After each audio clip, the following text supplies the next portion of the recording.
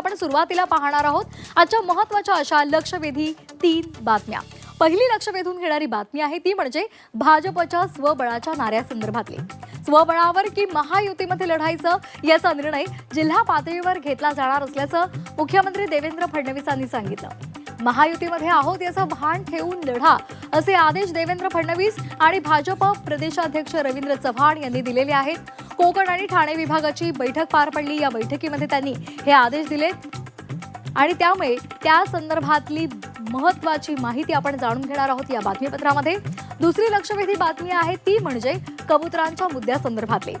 चांदीदुताच्या कबुतरांना आता त्यांच्या राज्यामध्ये जनकल्याणासाठी पाठवा त्या संदर्भातली सुरुवात प्रत्येक मराठी माणसांना करावीच लागणार आहे अशी भूमिका आम्ही गिरगावकर या संघटनेने घेतलेली आहे।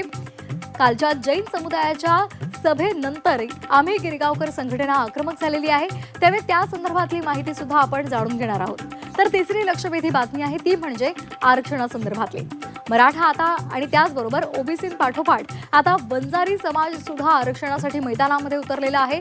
वंजारी समाजाकडून आज राज्यभरात चक्काजाम आंदोलन केलं जाणार आहे त्यामुळे त्या संदर्भातली माहिती सुद्धा आपण जाणून घेणार आहोत।